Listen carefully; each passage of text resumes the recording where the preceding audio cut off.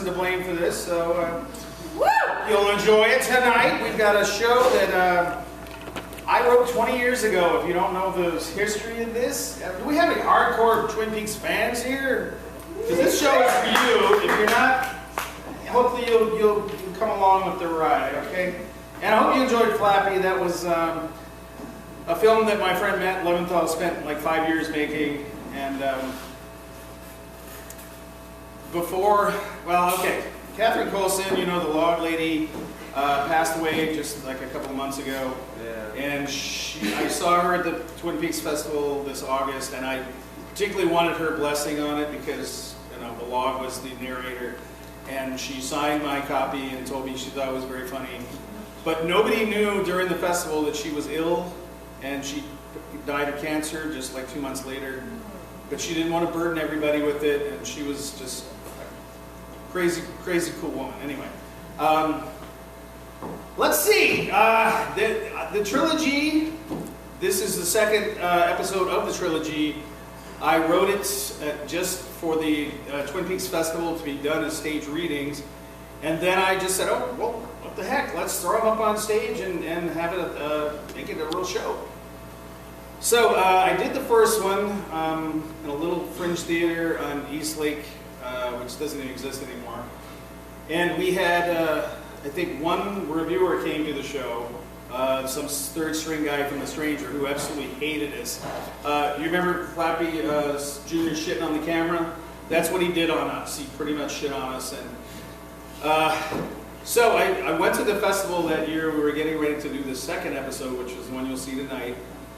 And I just said, well, okay, we got a review for this show we just did. And I read the horrible pan that he gave us, but I read it like an actor would do and made it sound like the greatest thing in the world. And of course, all the other people at the festival were laughing, going, really? Okay. But Jack Nance, the guy who you probably know as Pete Martell, Eraserhead, the guy from way back, he and Michael Anderson were the only two there from the festival that year, were a special guest. He comes up to me after I read the review and goes, oh man, I know just how you feel. I had so many reviews just exactly like that in my life. So, shakes my hand, and he's my buddy after that. It's like, oh, cool. All you have to do is just, you know, read a really crappy review to be their friend. So the next night we were going to do the review, the second reading, and I said, well, I had Michael Anderson already reading a part, and I said, Jack, would you do this? And sure, man, no problem. So he was reading this scene with my son, who was 14 years old at the time and had never acted before, so this was his first part, so that was pretty cool. So after that, we were at the Holiday Inn, and there was nothing to do except go to the bar at the Holiday Inn, so I sat up a couple hours with Jack and Mike, drinking and carrying on in the bar. So, okay, next night, we're supposed to read this thing right after the screening of Firewalk with me at the Art Museum. Before that, they had gone up to a hospice on Capitol Hill to visit Frank Silva, who played Killer Bob on the show. I had met Frank the year before, and he was full of energy, sweet guy, really nice. He was in his last months of dying from the effects of AIDS, so they went and visited him and said goodbye. Then after the movie was over, I said, okay guys, let's get up on stage and do this. And Jack was like white as a sheet and just says, oh man, I don't think I can do it. I just really feel horrible. And okay, but Mike, you're good. No, Mike was curled up in the seat next to him. And so I think it was mainly because I contributed their delinquency the night before. They couldn't be in the reading, and I had to do both parts myself. But anyway, that's what happens. Actors, you think they're gods, but they're just human beings like you and I. So anyway, the episode before this, I don't know if you really need the background, but let's see. Donna visits Laura in the Red Room in a dream sequence in the beginning. When Donna asks about Harold Smith, the agoraphobic guy who committed suicide, then Laura says it's time to go on to another dream. The next scene, there's a group therapy scene in Harold's home, his former home that Dr. Jacoby now owns. That's ended when Heidi, the German waitress from the diner, comes in wanting people to sign a petition to get the evil espresso machine taken out. But nobody thinks that, they're not in favor of it. They think she's crazy. And then Heidi kind of freaks out a little bit, and then the spirit of Harold Smith possesses her body and she can't leave. Then a film crew comes in, scouting the diner out, trying to sell Norma on using it as a film site. And in the last scene, Donna comes to the sheriff's station talking to Lucy about the possibility that she might be pregnant. She sets her up with a pregnancy test. Andy comes back, they talk about their wedding and their honeymoon and what they're going to do. They want the log lady to be their midwife. And then they get a phone call, something about a fire in the Andy XOR show.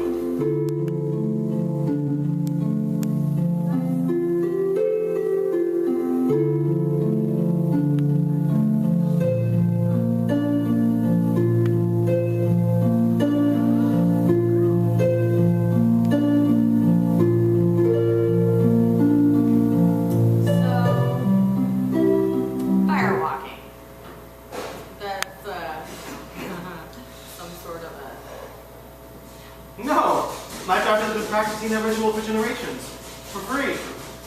And the shaman, or whoever conducts it, they don't get rewarded at all? Purely voluntary, I assure you. And I hear it was most popular in the coldest of winter months when... But being close to the heat. Nothing like being embraced by the yin to make you crave the yang. So, it's a test of faith then? Like now? Yeah, exactly, which is what I'd like to talk to you about. Okay. I'm not here to grill you about your visit to the Black Lodge. Your experience is going to come out eventually, either on your own or with the appropriate help. Or it will stay buried if that's proper. Look, I'm not interested in firewalking or psychoanalysis or immersion therapy. Honestly, I'd like another piece of your guys' chicken. Good, because I don't have any of those other things with me. Tea? No, thank you. I'm not here to ask you probing questions, but actually to get some advice about my own potential course in life. Do tell. Okay, doing. I'm serious about my role as community peace officer. However, increasingly, it seems that all I'm doing is cleaning up messes that could have possibly been avoided in the first place. And often not cleaning up too well. Anti-crime. Exactly. So what's the alternative? Tending to souls before they go awry. You don't mean... Yes, administration. Ugh, I don't like that word. It's way too close to you. Yes, I see. Santa Sombra? Oh, please, if you'd ever been through it, I doubt you'd call it holy blood. Probably not, but it is a necessary function of nature. Look, why do you think that I would be the right person to ask about this? The priesthood, I mean, like, I left my order, remember? Who better to get a balanced viewpoint from than a skeptic? Anyone? Okay, but I'd still like to start with you. I guess it could be interesting. How about you eat and I'll talk? Okay. Recently, I had an incident which called into question my fitness as a deputy. Tell me if you think it's behavior fitting a man of the cloth. Do you know who Toad is? I know the man. He's a diner fly. A regular. I know the man. Well, he had an offensive bumper sticker on his pickup truck. No fat chicks. That's about as good as a woman without a man is like a fish without a bicycle. Well, it's more succinct at least. And it's shorter too. Hey, I knew a fish with a bicycle. She was the queen of all the fish. I'll bet. So back to Toad. From a fish to a toad. That's evolution. I hope you're not planning on joining the Catholic priesthood. From You're a much too funny. fish to a toad to a Catholic. Now we're de-evolving. Back to Mr. Toad. Good direction. Well, with a bit of assistance from my black magic writing utensil, I transformed his message from no fat chicks to no fat chicks. You know, K-N-O-W is in get to know fat. I understand. It's very clever. Well, Toad found out and he was rather upset. How did he...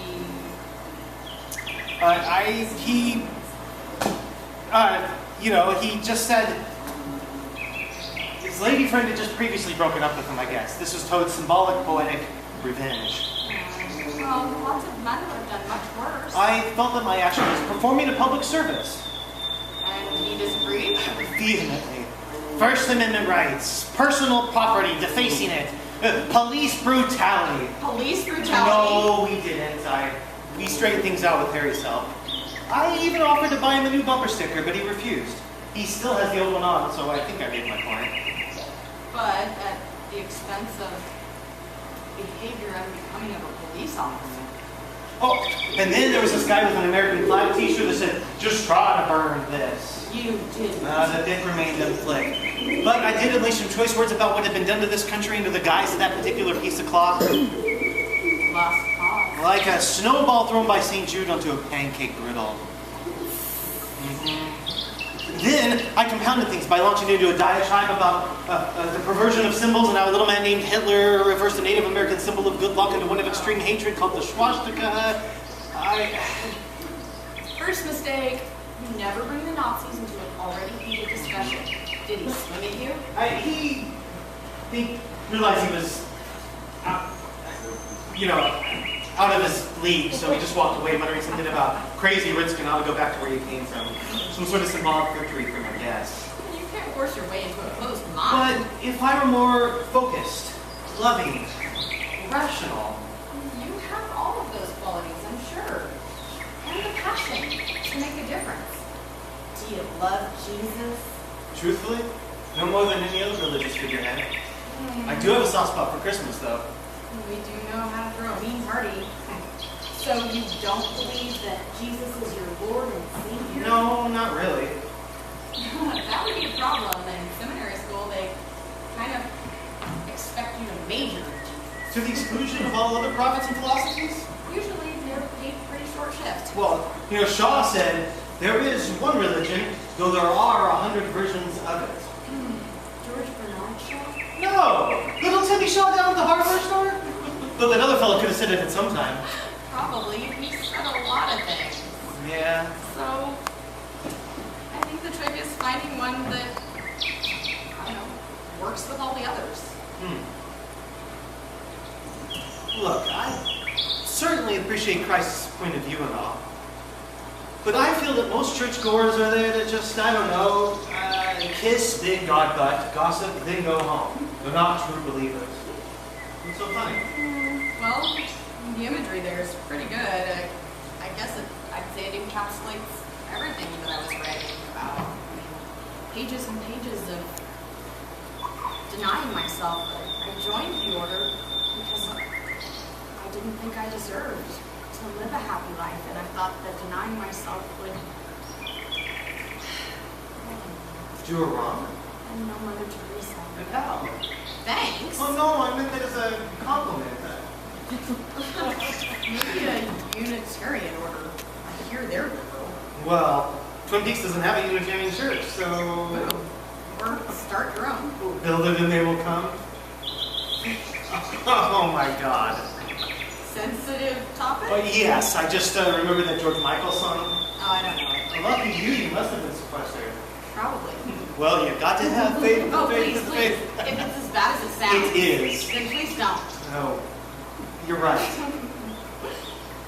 So, what's all this big trouble about the spire the other night? I mean, it seems like a pretty big, I don't know, I guess just everybody's going overboard about a book depository that had a bunch of out-used school texts? Look, the bookhouse is more than just a storage area. Another sensitive topic. It's okay. Historical significance? I guess that's a good way to put it. And you don't just think it was some mischievous kid? All signs suggest that it was a deliberate action. And Merle, maybe? No, he's dead. And God, let's hope so. Have you spoken to Dale? Agent Cooper has been curiously incommunicado since the arson. Maybe he's off fishing. Some a long time? Well, if he is, not alone, I hope. He sustained a pretty nasty head injury when he slipped into the mirror. It's hard to foretell the eventual outcome of an accident like that. He needs some serious examination by people who know his background. And, I mean, if he had to leave here, I don't want to see him go, but it's just the best. He's changed.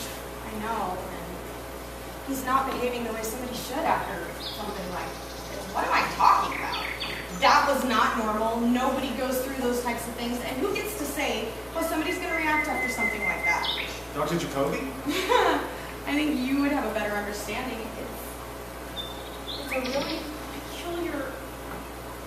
It's a really peculiar, wow, form of spirituality. Thank you for the vote of confidence. Certainly, any healing attention I can offer is in your direction as well. Well, wow, since you offered. Thanks for the fish and loaf mead. What, did I change it back to fish? It's neither fish nor fowl. Agent Cooper! I certainly think he looks good. No, Agent Cooper, he's over there. Dale! Boy, look at him run. He's sure in good physical shape. I may want to get his hearing checked. Cooper! He's trying to break the speed of sound.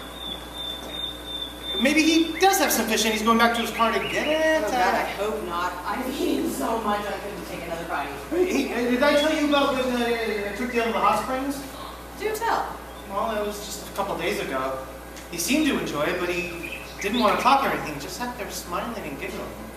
Well, they say laughter's the best medicine. They do, don't they? Hey, perhaps you'd like to go. You'll have to get me in hot water another day. First day back?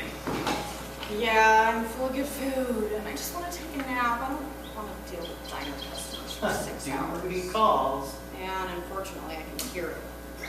Well, if I can drive fast enough, perhaps I can catch Super Agent Cooper. I don't want you breaking any laws. Hey, I am the law. In that case, let's roll. May God be with us. Oh, please no.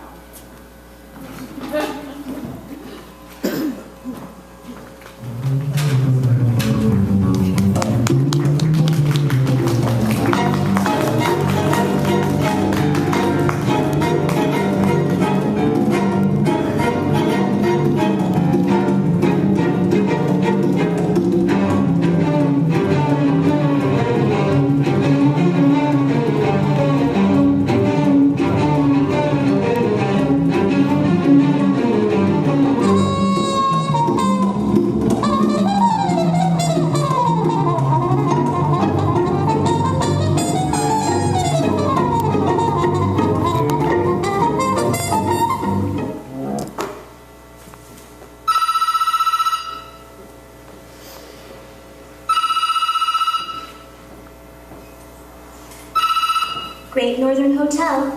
How may I help you? Dale Cooper's room, please. There's no need to shout, sir. Go! I'll connect you.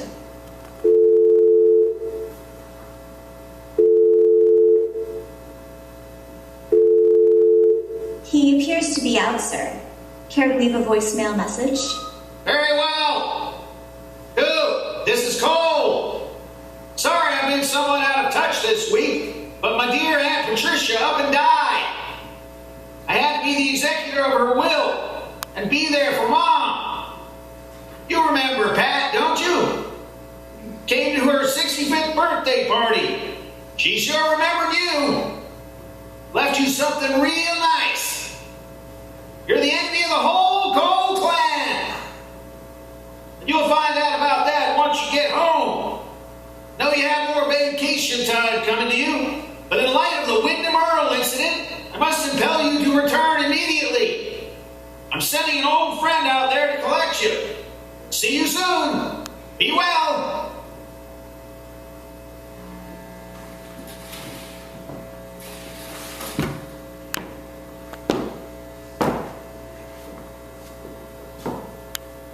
Hey, you stupid sluts! Still trying to figure out what to get that special someone for Christmas? It's almost Thanksgiving. What are you waiting for? Tell you what, you shop with me, you're done.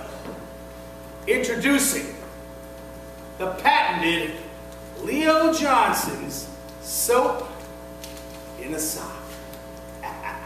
The all-purpose gift. 101 uses, all bad. For instance, it'll get you a beer. Hey, Shelley, give me a beer.